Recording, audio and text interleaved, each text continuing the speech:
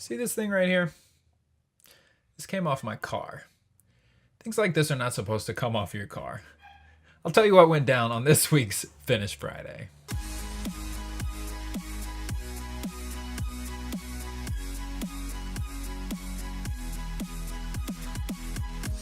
So I'm finishing up work on a Friday afternoon last week. It's like 4:45. I'm trying to cut out early. I go down the 5 flights of stairs it takes to get to the parking lot, across the parking lot to my red Altima. I get in the car. I stick the key in the ignition. I turn and nothing happens. And I don't mean like one of those situations where you're like, where it's trying to start. I mean, literally nothing happens and my battery is dead as a doornail, or so I assume. I get it jumped off and I take it back to Dixon at the local Autozone, and I'm trying to figure out what's going on with this car. And the guy pops open the hood and he shows me this piece and he's like, oh yeah, this piece is not sticking on the battery. And he launches into this big explanation of like how I should strip the wire, how I can cut the piece, how I can loosen up the adapter, and how I can make it good as new. And he's talking to me like it's plain English, because for him it is, but for me it's like, what? And while we were in the parking lot, thank goodness I had my man give me some help, because that was his area of expertise. But listen, here's the thing. That doesn't make my expertise any less valid. I think a lot of us today live in a world where we feel like our talent, like our gift, is not as valuable somehow. And I want to encourage you and remind you that it is, because some of you right now are trying to decide whether you should just like find another talent, find another skill, find another job. But in reality, what you need to do is start thinking more about what you can do with the art that you already have. I'm a big fan of going all in on the talent that you already possess. So this week, if you're thinking about making a change, don't. You are valuable, you are important, and we need you to keep creating better stuff.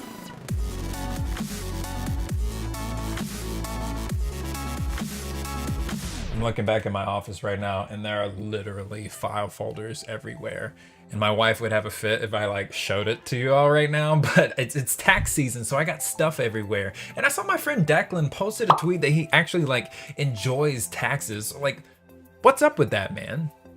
Todd, taxes are fun when you work for the man and he just gives Uncle Sam your money, and then you have that one time every year where you get to take that money back. Now it's different when you're self-employed and you have to pay those taxes, and then it really sucks. Yeah, right. Fair enough. You guys, I love Declan. He's a huge friend of the show and friend to me. So I'm going to link him up down below. Check him out if you got the time. This week's question of the week comes from Ronald Chua. And Ronald asks, hi Todd, how can one become disruptive in the art scene? That's a phenomenal question, because I think if I were to give you any answer, it's probably not going to be disruptive, because like I can think of it with limited knowledge of what it is that you do and what it is you're going about. So when I think of disruptive people, I'm thinking of Pablo Picasso, I'm thinking of Andy Warhol, and actually to an extent I'm thinking of Malcolm Gladwell. So that's kind of my framework, so you know where I'm coming from. I think there are a couple of things you have to keep in mind if you're an artist, and I'm going to assume you're creating from some sort of visual medium, so it's not like writing or something like that. The first thing is you gotta have a brand.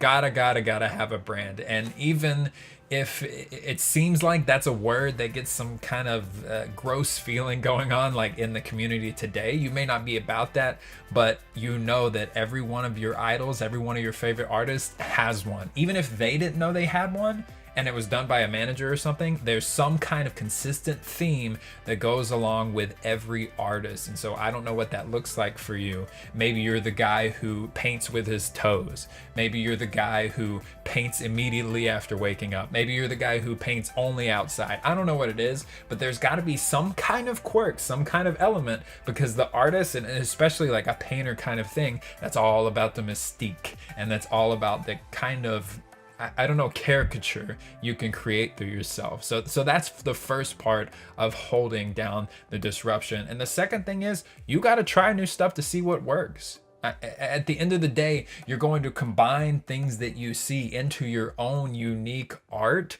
but you have to start to work from your own emotions, from your own experiences, from your own right side of your brain, because without that, if you're only copying, you will never be disruptive. And the key is, whenever you get people telling you that you are crazy, that's probably when you're on the right track.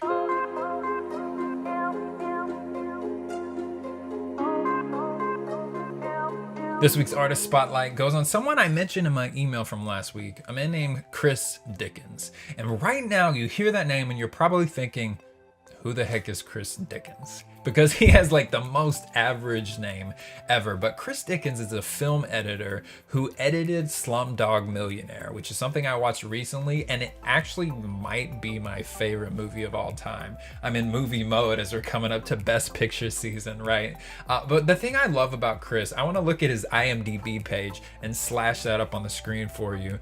And I'm looking at this like The Spitfire Pilot, Notes from Underground, Hearts in Mind, Comic Strip Presents, like all of these things that you never heard of, and you keep scrolling up the page, never heard of this, never heard of that, never heard of this, until finally you get to something like Shaun of the Dead, and you're like, oh yeah, I've heard of that one, and you see him climb up Hot Fudge, Slumdog Millionaire, and he even got to work on Star Wars recently. But what's the point of me telling you all that, right? It sounds like a typical art. I want you to notice the time it took. He worked on all of these publications, and he was starting in the industry in 1991 and 92, and he didn't win Best Picture until 2008. 17 years in his craft and doing the work that he loved. And I think that today, you know, we get caught up in this microwave culture. We get caught up in the you can have it immediately. But guys, it just takes time. Sometimes it just takes time, and I am the person who wants to hear that the least, I promise you. And that's why I have to bring it to you, because sometimes it's a matter of credibility, it's a matter of connections, it's a matter of earning the right to work on a project of the magnitude that you deserve. I know that you can handle something like that, but it may not be today. So this week I want to think about, do what my man Chris did and stay patient, stay humble, and be ready for that opportunity. That does it for episode. That was probably a loud clap. Sorry. That does it for this episode of Finish Friday. Before you get out of here, ask the audience, what is the last movie that you watched?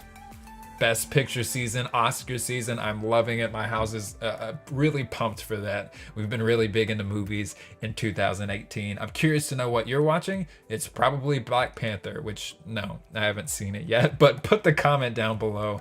I'll be happy to chat with you at least in the first 24 hours afterwards. Don't forget to thumbs up this show if you loved it. Once again, I'm Todd B from Tennessee, and I will talk with you next week.